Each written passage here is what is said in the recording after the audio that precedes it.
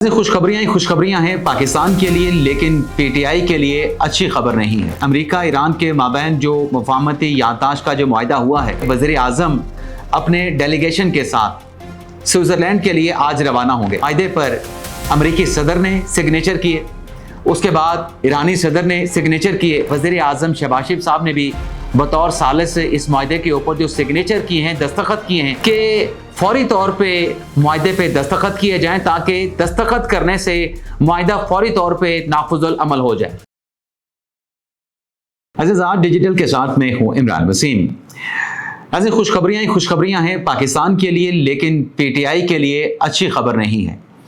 PTI से जुड़ी बुरी खबरें क्या हैं, उनकी डिटेल तो आगे चल के आप नाज़रीन के साथ हम डिस्कस करेंगे, लेकिन सबसे पहले बात होगी अच्छी खबरों की।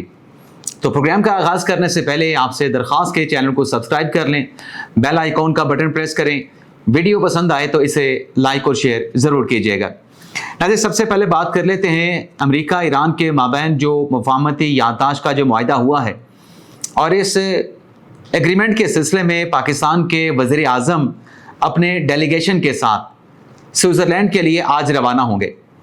हो सकता है कि जब आप ये प्रोग्राम देख रहे हों, वज़ीर आज़म जो हैं अब तक की रिपोर्ट के मुताबिक जिन्होंने स्विट्ज़रलैंड रवाना होना है, वो अपने डेलीगेशन के साथ जो है वो पाकिस्तान से डिपार्ट कर चुके हों। लेकिन इस डेलीगेशन के रवाना होने से पहले जो एक पॉजिटिव डेवलपमेंट हुई है, जो एक खुशखबरी सुनने को मिली है, वो ये है कि मुआहदे पर अमेरिकी सदर ने सिग्नेचर किए, उसके बाद ईरानी सदर ने सिग्नेचर किए, और फिर ईरानी सदर ने मुआहदे पर दस्तखत करने के बाद जो मुफाहमती याददाश्त है उसे मीडिया पे पब्लिक कर दिया।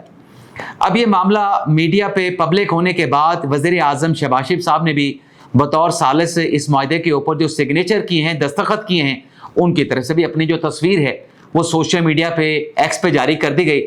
अब कहा तो ये जा रहा था कि मुआहदे पे जो दस्तखत होने हैं उसकी तकरीब जो है वो स्विट्ज़रलैंड में होगी, लेकिन अब ये बताया जा रहा है कि दोनों फ़रीक़ैन इस बात पे मुत्तफ़िक़ थे कि फौरी तौर पे मुआहदे पे दस्तखत किए जाएं, ताकि दस्तखत करने से मुआहदा फौरी तौर पे नाफुजुल अमल हो जाए।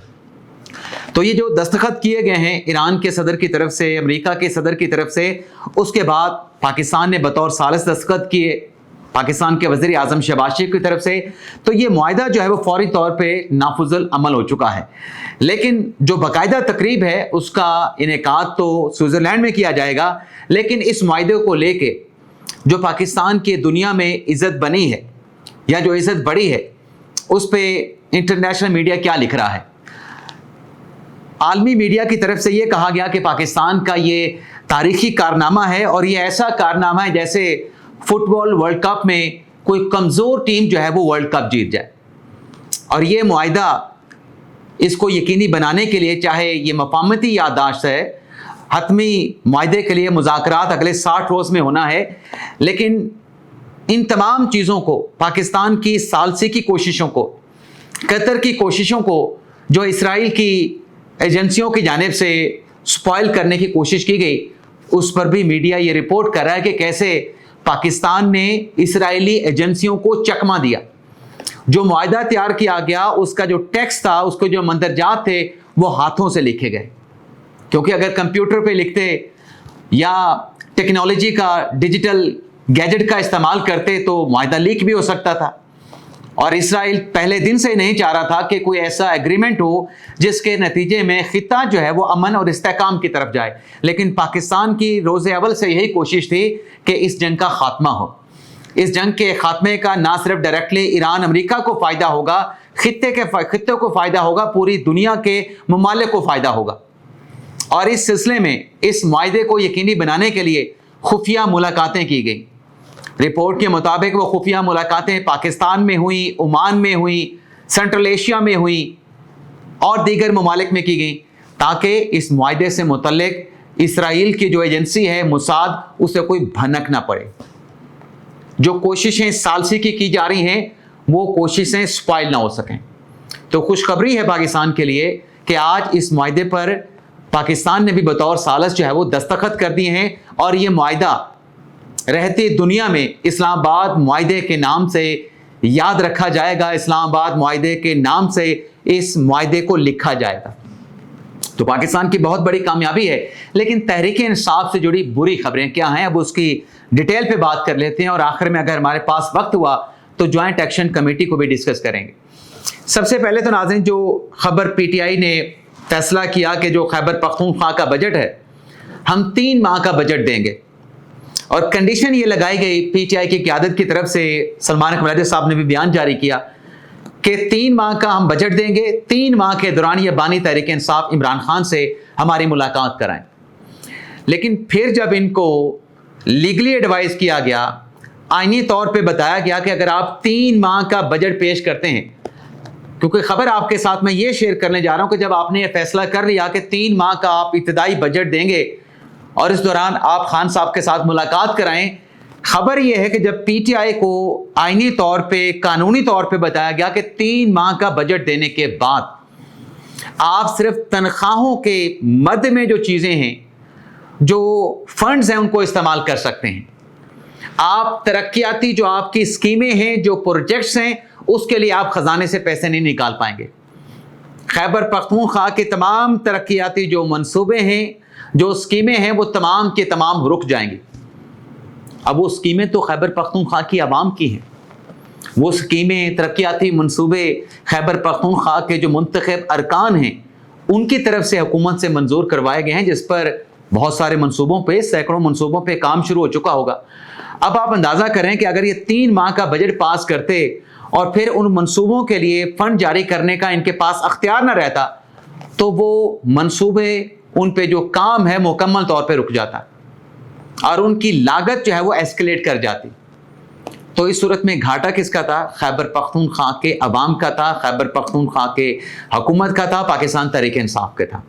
تو اس فیصلے کے اوپر تحریک انصاف کو اس لیے یو ٹرن لینا پڑا کہ اپنے ہی ترقیاتی منصوبوں اور اسکیموں کے لیے ان کے پاس پیسے جاری کرنے کا، فنڈ جاری کرنے کا اختیار نہ رہتا. تو اس وجہ سے اپنے ہی فیصلے پر تحریک انصاف نے بڑا یو ٹرن لیا ہے. دوسری جو خبر پاکستان تحریک انصاف کے لیے، جسے میں سمجھتا ہوں بری خبر ہے، جو کہ ہمارے ساتھی طیب بلوچ صاحب نے آج ہمارے ساتھ ڈسکس کرتے ہوئے اپنے ولاگ میں دی ہے، وہ یہ ہے کہ جو پرویز الہی صاحب ہیں، تحریک انصاف کے سینئر وائس پریزیڈنٹ، وہ شاید زیادہ عرصہ پی ٹی آئی کا حصہ نہ رہیں. طیب بلوچ صاحب نے تو بڑے وثوق سے کہا ہے کہ وہ جلد پاکستان پیپلز پارٹی کو پیارے ہو جائیں گے، اور اس حوالے سے ان کے معاملات آلموسٹ جو ہے پی پی کے ساتھ طے ہو چکے ہیں. اگر ناظرین واقعی ایسا ہوتا ہے تو یہ پی ٹی آئی کے لیے ایک بہت بڑا جھٹکا ہوگا. آلدو کے پرویز الہی صاحب کے ماضی میں پیپلز پارٹی کے ساتھ جب 2008 میں مرکز میں، پنجاب میں، سندھ میں انہوں نے حکومت بنائی تھی، تو پرویز الہی صاحب کو آصف علی زرداری نے ڈپٹی وزیر اعظم کا منصب دیا تھا.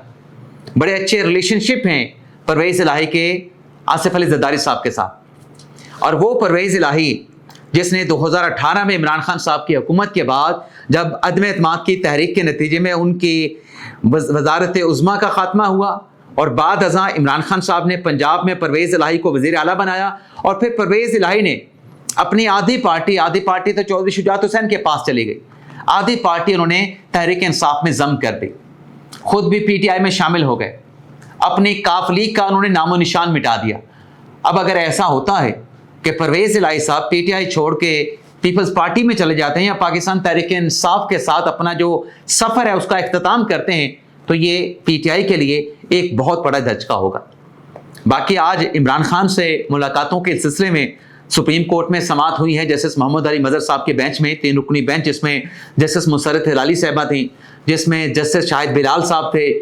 ملاقاتوں کے معاملے پہ عدالت نے نوٹس کر دیا ہے اڈیالہ جیل کو بھی، اڈیالہ جیل کے انتظامیہ کو بھی، ہوم ڈپارٹمنٹ پنجاب کو بھی، ایڈوکیٹ جنرل پنجاب کو، ایڈوکیٹ جنرل اسلام آباد کو، اور 3 ہفتوں میں ان سے جواب مانگ دیا گیا ہے. لیکن جو اسلام آباد ہائی کورٹ میں 190 ملین پاؤنڈ کیس کی جو سماعت ہوئی، جس میں عدالت نے یہ الٹیمیٹم دیا تھا کہ سلمان صفدر صاحب اگر پیش نہ ہوئے تو متبادل وکیل کو لے کے آئیں. متبادل وکیل عمران خان کی طرف سے، بشرا بی بی صاحبہ کی طرف سے نہ آیا تو پھر عدالت ریکارڈ کا جائزہ لے کے مقدمے کا فیصلہ سنا دے گی. لیکن آج کمرہ عدالت میں سلمان صفدر صاحب کی واپسی ہوئی ہے.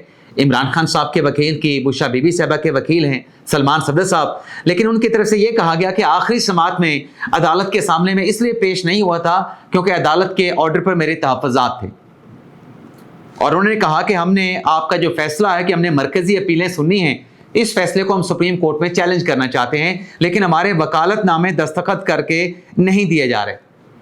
अदालत की तरफ से कहा गया कि आप मरकजी अपीलों पर अपने दलाइल का आगाज़ करें, बाकी आपने अपील फाइल करनी है, आपका राइट है। आपका राइट है कि आपको वकालतनामे मिलने चाहिए। लेकिन जस्टिस डोगर साहब ने, जो कि इस्लामाबाद हाई कोर्ट के चीफ जस्टिस हैं, उनकी तरफ से कहा गया कि देखें, आप चूंकि लीडिंग काउंसिल हैं, आपको शायद वकालतनामे की ज़रूरत ना हो, लेकिन आपके साथ जो बाकी साथी वकील हैं उनके वकालतनामे तो आपको नहीं चाहिए होंगे।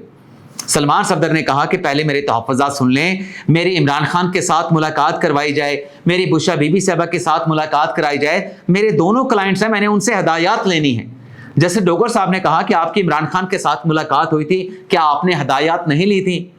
सलमान सफदर साहब ने कहा कि मैंने दोबारा मुलाकात करनी है और मेरी एक क्लाइंट के साथ मुलाकात हुई है, दूसरी क्लाइंट बुशरा बीबी साहबा के साथ मुलाकात नहीं करवाई गई, वकालतनामे मिलने चाहिए, हम सुप्रीम कोर्ट में अपील फाइल करना चाहते हैं।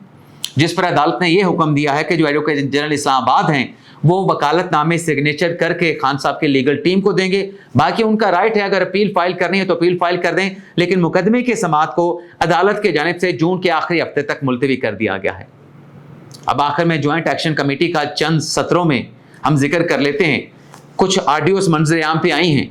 अब उन ऑडियोज का जो कंटेंट है, जो गुफ्तगू उसमें की जा रही है, उसको सुनने के बाद जो ज्वाइंट एक्शन कमेटी का ये कहना है या अवामी एक्शन कमेटी है, उसका ये कहना कि हम पुरअमन तंजीम हैं, हम आज़ाद कश्मीर के अवाम के बुनियादी हकूक़ के लिए निकले हैं, उनके बुनियादी हकूक़ को प्रोटेक्ट करना चाहते हैं। लेकिन ये ऑडियो सुनने के बाद जिन्हें वज़ीर ममलकत तलाल चौधरी साहब ने एक्स पे ट्वीट भी किया है, रीपोस्ट भी किया है, क्या कोई शख्स ये कह सकता है कि ये तंजीम जो है पुरअमन है? इस तंजीम के जो मकासद बताए जा रहे हैं, अपने उन्हीं मकासद को लेके ये तहरीक चल रही है। बहुत सारे डाउट्स, बहुत सारे इफ एंड बट्स और बहुत सारे सवालात जन्म लेते हैं कि जो मकासद बताए जा रहे हैं, आया कि वाकई ही इस तंजीम के मकासद यही हैं या पसे पर्दा कुछ और चल रहा है। इजाज़त चाहते हैं। अल्लाह हाफिज़।